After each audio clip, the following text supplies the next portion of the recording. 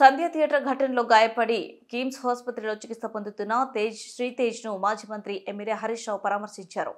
ఈ సందర్భంగా హరీష్ రావు మాట్లాడుతూ శ్రీతేజ్కు మెరుగైన వైద్యం అందిస్తున్నామని కిమ్స్ వైద్యులు చెప్పారు. శ్రీతేజ్ త్వరగా కోలుకోవాలని ఆ భగవంతుణ్ణి ప్రార్థిస్తున్నాను. రేవతి ఆత్మకు శాంతి చేకూరాలి. ఆ కుటుంబానికి భగవంతుడు మనోధైర్యం ప్రసాదించాలి. సినిమా వాళ్ళను భయపెట్టి సీఎం రేవంత్ మంచి చేసుకోకూడదు. ఈ ఘటనను ప్రభుత్వం రాజకీయం చేస్తుంది. గురుకులాల్లో మృతి చెందిన పిల్లలు కుటుంబ సభ్యులను సీఎం రేవంత్ ఇంతవరకు పరామర్శించలేదు. ఓ సర్పంచ్ ఆత్మహత్యకు కారకుడైన సీఎం సోదరుడిని ఎందుకు అరెస్ట్ చేయలేదు? చట్టం అనేది అందరికీ సమానంగా ఉండాలి.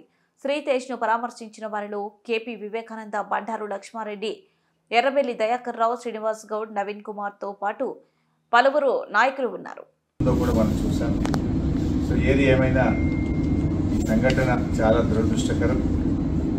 రేవతి గారి మృతికి ప్రగాఢ సానుభూతిని తెలియజేస్తూ శ్రీతేజ్ తొందరగా బాగై నయం కావాలని ఆ భగవంతుని బీఆర్ఎస్ పార్టీ పక్షాన ప్రార్థిస్తుంది. సీఎంతో ఫిల్మ్ ఇండస్ట్రీ మీటింగ్ సెపరేట్ అయిపోయింది.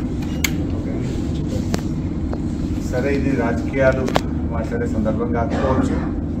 అందరికీ తెలుసు ఏం జరుగుతుంది అనేది. రాష్ట్ర ప్రజలు గమనిస్తున్నారు, ఫిల్మ్ ఇండస్ట్రీ వాళ్ళు గమనిస్తున్నారు. ఏం జరిగినా రాష్ట్రానికి మంచి జరగాలి, భయభ్రాంతులతో కాదు, ప్రేమ అభిమానాల మధ్య జరగాలి. ఏదైనా రాష్ట్రం మంచి కోసం ఆలోచించాలి. అందరూ బలవంతంగానో భయభ్రాంతుల మధ్య కాకుండా ప్రేమ అభిమానాలతో, మంచితనంతో మంచి జరగాలని కోరుకుంటాం. సరే, ఇప్పుడు ఎందుకంటే మేము వచ్చింది ఆసుపత్రి, ఇక్కడ మేము రాజకీయాలు మాట్లాడడం మాకు అంత కనిస్తారు సరైన సందర్భం కాదు. We only pray the God.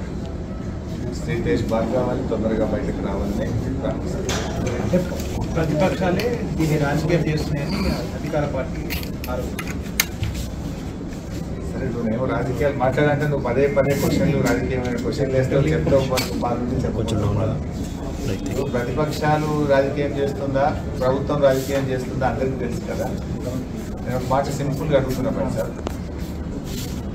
12 రోజుల తర్వాత కదా ముఖ్యమంత్రి స్పందించింది. యాక్సిడెంట్ జరిగిన తర్వాత శ్రీతేజ్ను ప్రభుత్వం ఎందుకు స్పందించలేదు? ఒక మంత్రి గారు వచ్చి ఎందుకు పరామర్శించలేదు?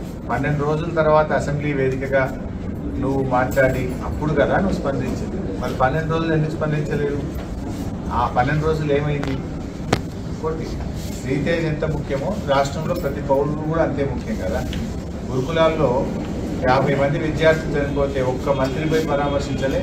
దానికి మంత్రిగా ఉన్న ముఖ్యమంత్రి గారు కూడా ఒకరోజు పరామర్శించలేదు. ఎందుకు వెళ్ళలేదు ముఖ్యమంత్రి గారు? మరి వెళ్ళి ఆ కుటుంబాలకు కూడా ప్రభుత్వం ఆదుకోవాలి కదా. ఆ తల్లిదండ్రులకు కూడా కడుపుకోతనే కదా. ఆ కడుపుకోతపై గిరిజన విద్యార్థులు, దళిత విద్యార్థులు, బీసీ విద్యార్థులు 50 మంది చనిపోతే ఎందుకు ప్రభుత్వం ఆ రోజు స్పందించలేదు? చట్టం అందరికీ సమానంగానే ఉండాలి కదా. చట్టము అందరికీ సమానంగా ఉండాలి కదా. ఈ రాష్ట్రంలో సాయిరెడ్డి అనేటువంటి మాజీ సర్పంచ్ చనిపోయి సూసైడ్ నోట్ రాస్తే ఈ రోజు వరకు దాని మీద ఎఫ్ఐఆర్ ఇష్యూ కాదు. ఈ రోజు వరకు దాని మీద కేసు నమోదు కాదు. బాధితుల్ని ముఖ్యమంత్రి తమ్ముళ్ళని అరెస్ట్ చేయలేదు. నువ్వు చట్టానికి అందరూ సమానమే అన్నావు. Yes, correct, we fully agree with you. ముఖ్యమంత్రి గారి మాటలతో మేము పూర్తిగా ఏకీభవిస్తున్నాం.